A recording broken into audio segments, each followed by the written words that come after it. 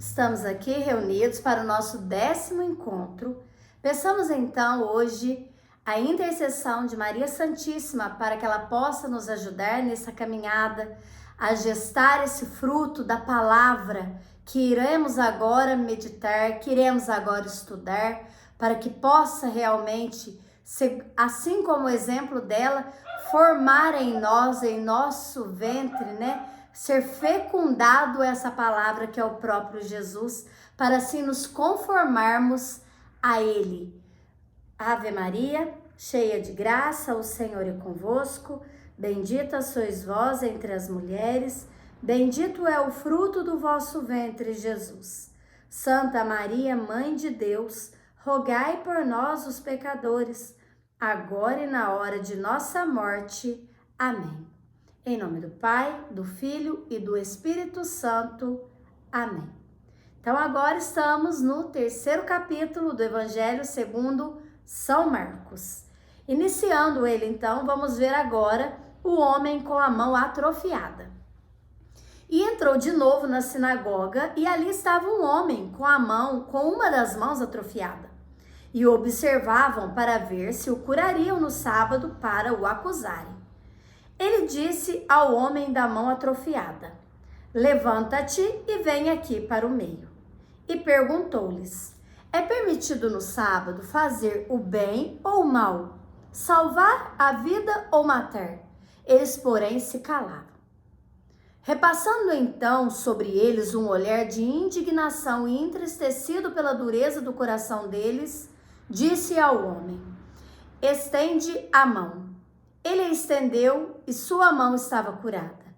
Ao se retirarem os fariseus com os herodianos, imediatamente conspiraram contra ele sobre como o destruiriam. Palavra da salvação, glória a vós, Senhor. Então nós vamos ver aqui que agora já se juntava aos fariseus e aos judeus também os herodianos, que eram os seguidores da parte política de Herodes. Então vamos ver aqui como que vai aumentando toda essa maquinação do mal que vai acontecer com Jesus. O homem, então, Jesus mais uma vez, ele faz milagre em dia de sábado. Ele entra na sinagoga. Lembrando que sinagoga, no sábado, todos estavam reunidos lá para rezar. Então, eles estavam lá reunidos e Jesus, mais uma vez, peleja com eles para abrir o coração e os olhos dos fariseus e do mestre da lei para mostrar que no sábado não é permitido somente fazer o mal, porém fazer o bem, salvar uma vida, isto é permitido. Boas ações, ação de salvação, isso são coisas necessárias. Então, poderiam ser feitas. Assim como aconteceu lá com os discípulos que tiveram fome. Então, Jesus aqui vai mostrando que quando é uma necessidade, quando não é um mal, isso deve ser feito independente do dia. O Evangelho diz que eles estavam observando, procurando algo para culpá-lo, e isso os tornou incapazes de enxergar o bem por trás do ato e da ação de Jesus. Se nós nos fecharmos nas nossas ideias, nos nossos rituais, a gente corre o risco realmente de não perceber a graça. A graça que acontece do nosso lado, de não reconhecer quando Deus age na gente e de não reconhecer a ação de Deus no outro, nas pessoas, nas várias formas que Ele age na vida do ser humano. Jesus é aquele que nos retira da margem. Viu que o homem da mão seca estava, da mão atrofiada, estava ao lado, porque Jesus fala o que para ele? Levanta-te e vem para o meio.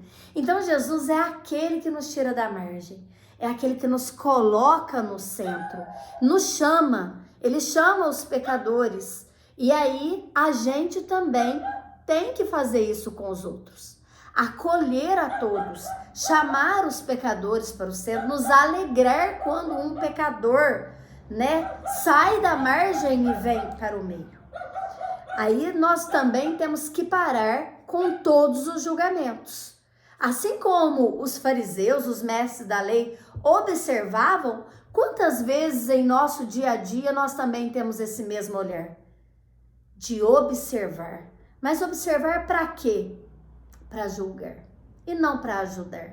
Então que possamos hoje, nesse momento, a gente pedir a Deus essa graça de ter um olhar mais puro, de ter um olhar mais misericordioso, a olhar com os olhos de Jesus, livre de julgamentos.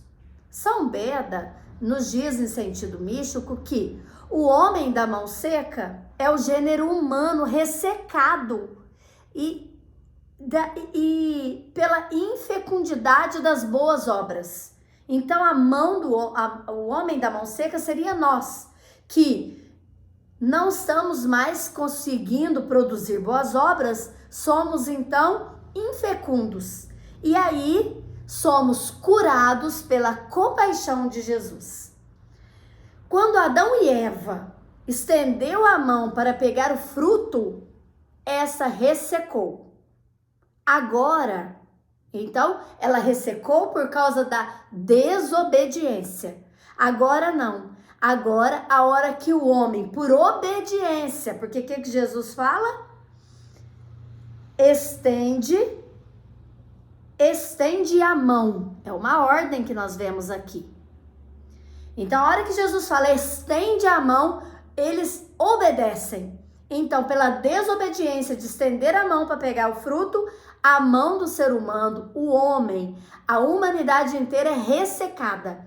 E agora não. E agora esse homem, pela obediência, vem realmente restabelecer essa nossa fecundidade. Então agora, pela obediência desse homem à palavra, que é o próprio Jesus, de estender a mão agora para o verdadeiro fruto, que era o próprio Jesus em pessoa, ele tem a mão restabelecida.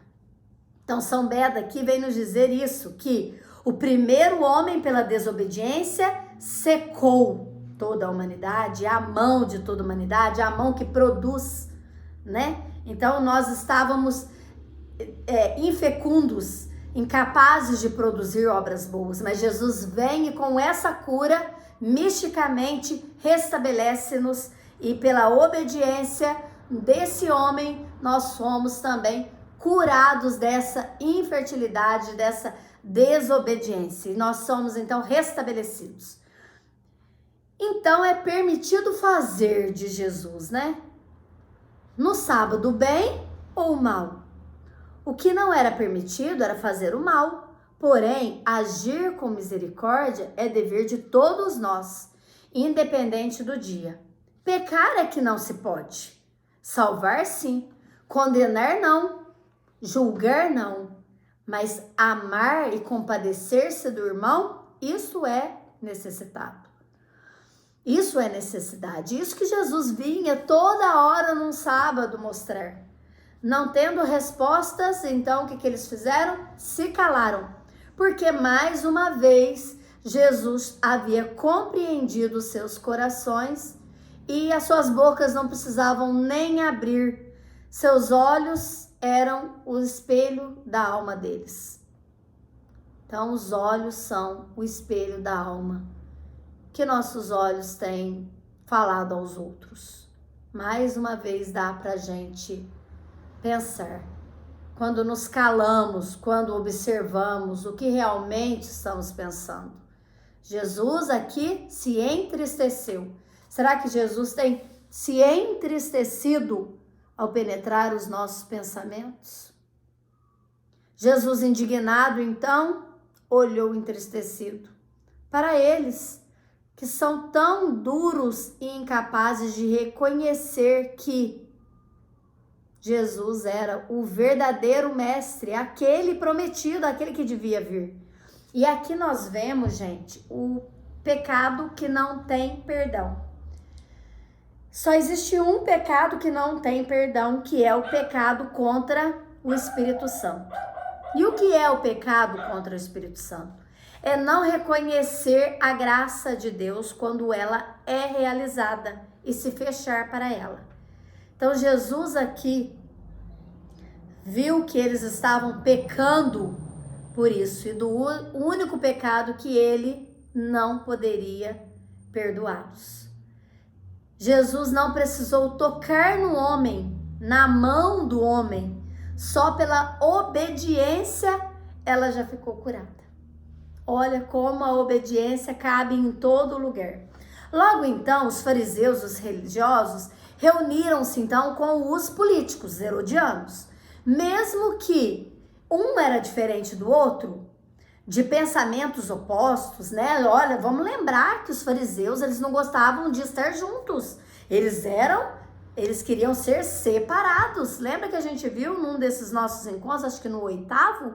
Então, agora não, para maquinar o mal, para fazer planos malvados, eles até se uniam, mesmo sendo opositores, só porque eles tinham uma coisa em comum, que era destruir Jesus. Nós não devemos fechar o nosso coração para a graça de Deus, só porque não foi feito como a gente pensou, ou de acordo com o que a gente queria, ou de acordo com as minhas regras, como eu pensava que tinha que ser daquele jeito, eu devo me abrir à obediência, aceitar tudo que Deus faz. Eu devo me abrir ao som da voz de Deus que me ordena. Levanta e vem para o meio, estende a tua mão, venha, como ele falou para Mateus, siga-me. Então, sempre lembrando de obedecer, para que as minhas obras não sejam estéreis e nem estejam ressecadas, e nem sejam infrutíferas. Fazer e ter o reconhecimento só das pessoas. E o que importa é aquela obra que às vezes eu não sou aplaudido, mas nos olhos de Deus eu tenho um tesouro, eu estou oferecendo um tesouro para ele. Jesus me chama a sair da margem, de parar de ser uma telespectadora e de me posicionar como protagonista da minha vida, estando no centro com ele e não sozinha. Ele me chama para o centro, mas ele não sai lá do centro. Ele permanece lá no centro com o homem. E assim é Jesus. Ele me chama, ele me tira da minha zona de conforto, mas ele permanece comigo.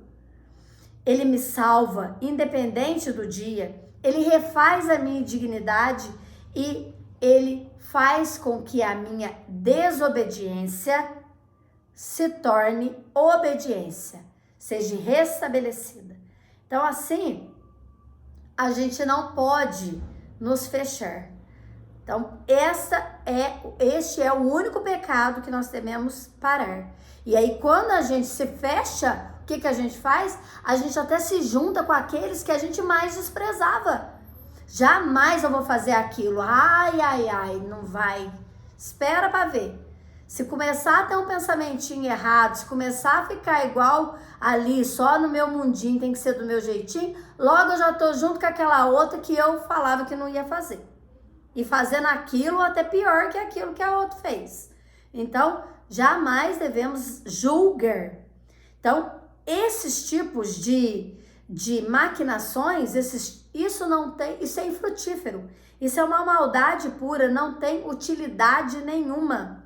E não tem nenhuma semelhança de bondade. Ah, que bom, né? Eles eram inimigos e agora estão lá. Mas eles estão lá para quê? Para fazer o mal, para maquinar o mal. Então, disso não se tira fruto nenhum, obra nenhuma. Então, nem sempre isso é bom. Agora, se eles tivessem se juntado para realmente debater e ver, nossa, na lei tá isso e realmente é isso, ele tá falando que nós podemos ser amigos, não. Então, aqui a gente vê o verdadeiro pecado que não tem perdão. É o pecado contra o Espírito Santo. Uma multidão de seguidores de Jesus o seguiam, né? E aí ele se torna, então, popular. E aí se multiplica a sua missão.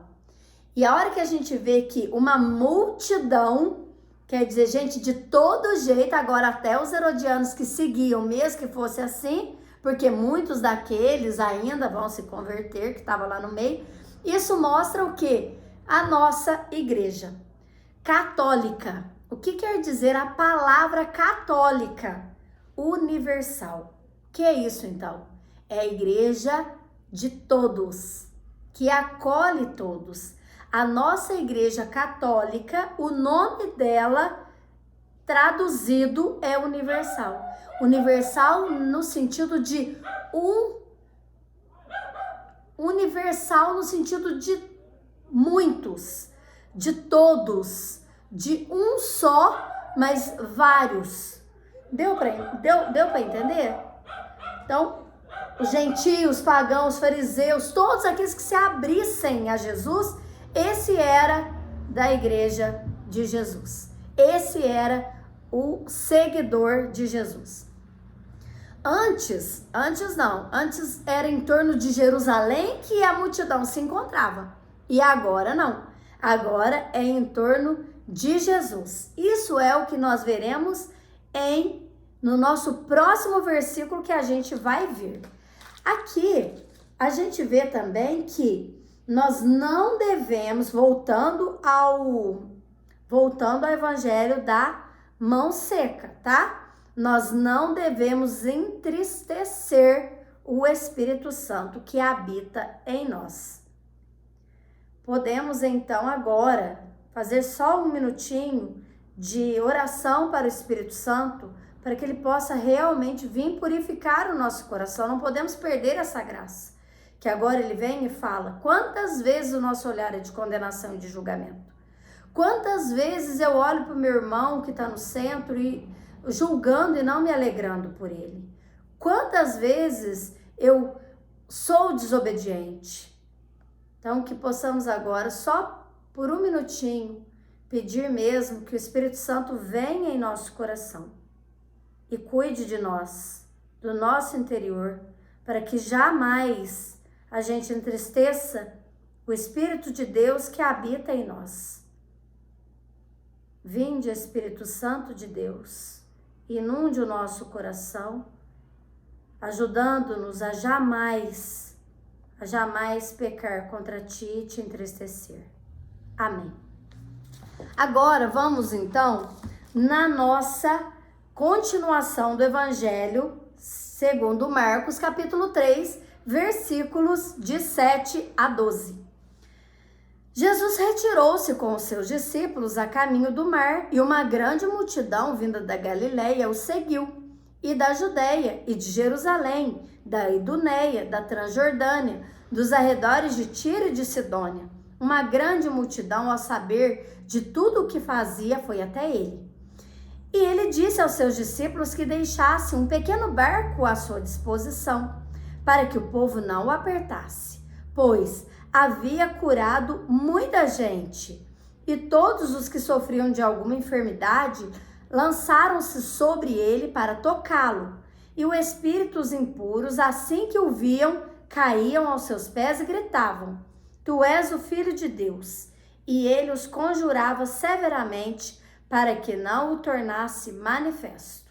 Palavra da salvação, glória a vós, Senhor. Lembrando aqui então que Marcos é aquele que quer nos responder quem é Jesus. Por isso que sempre aqui nos mostra que os angélicos, os seres angélicos, sendo demoníacos, eles reconheciam a divindade de Jesus. E Jesus mandava que ele calasse, porque ele ainda tinha uma missão a cumprir. Ele não queria ser reconhecido tão já. Ele tinha que cumprir a sua missão e nem assim conseguiu por muito tempo, somente por 3 anos. Então nós vimos aqui que muita gente seguia Jesus. E vimos a universalidade da nossa igreja, que é católica, que é universal. Então antes o povo se reunia em torno de Jerusalém, e agora não. Agora era em torno de Jesus que eles se ajuntavam. Ele é a força que sucumbe o mal. Grande multidão seguia para suplicar salvação, cura. sendo esses estrangeiros de Tiro, Sidônia e da região ali circunvizinha. E já os judeus, o que eles faziam? Nada, né? Então aqui a gente vê que parentesco, se não houver semelhança na bondade, não adianta de nada, porque Jesus era judeu, mas esses mesmo não o acolheram. Então o que adianta ser da estirpe de Jesus, né, judeu lá, e não tão parentesco aqui, se não houver semelhança de bondade? Então São José Maria Escrivá, ele fala, né, amigo é aquele que amam as mesmas coisas e detestam também as mesmas coisas. E aqui não havia isso. Então a gente pode falar isso também no sentido de parente. Parente é realmente aqueles que amam as mesmas coisas e odeiam as mesmas coisas. Os verdadeiros parentes, porque muitos outros são só de sangue, como vimos aqui. Então, vendo as obras, esses judeus que eram da família de Jesus só perseguia, só julgava sua palavra, o seu poder, mesmo vendo as obras. São Beda vem nos dizer em sentido místico que, tendo Jesus saído da sinagoga porque tinha acabado de curar o homem da mão seca e restituído a nossa dignidade da desobediência para a obediência e restaurado o ressecamento das obras nossas, das mãos, né, de todas as nossas obras para produzir verdadeiramente frutos, ele sai da sinagoga e vai para o mar. Vamos lembrar, o mar é o mundo, né? Tendo as nações sido agitadas por diversas ocorrências de erro, estas são comparadas à instabilidade do mar e do mundo, porque o mar tem ondas, o mar tem hora que a onda vem forte, o mar tem hora que tá calmo, isso é a instabilidade do mundo. Então Jesus sobe na barca de novo, uma igreja reunida entre as nações, é uma multidão, é universal e é católica. Então, uma igreja, a barca que está no mar, na instabilidade, o mundo, ela tem Jesus nessa barca e ao redor dela, ao lado dela, multidões de várias nações, Tiro, Sidônia, né? Aqui fala bastante lugar. E aí é essa universalidade. Então eles se reúnem em torno de Jesus, toda essa multidão. No mar, essa barca serve o Senhor, isto é, no mundo, a igreja serve somente a Deus. Para não ser comprimido, é que Jesus sobe na barca. Então, para ele não ser apertado, é que Jesus sobe na barca. E aqui tem um segundo sentido. Comprimir significa os pensamentos desordenados, as obras carnais, as atitudes que perturbam a paz, não permanecerão, pois o pecado comprime Jesus. Lembra que lá Jesus olhou, viu o coração, viu o pensamento, viu o olhar daqueles e se entristeceu? Então, todo esse entristecimento, né? Todo esse entristecimento e todo esse comprimir, todo esse nosso pecado comprime Jesus. Então é isso que Jesus quis fazer com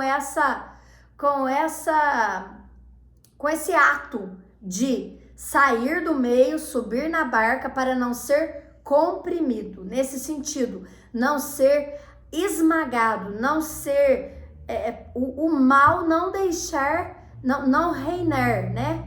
Porque muitas vezes os nossos pecados que entristece o coração de Jesus, é o que a gente acabou de pedir na oração do Espírito Santo, para que não deixe que isso aconteça.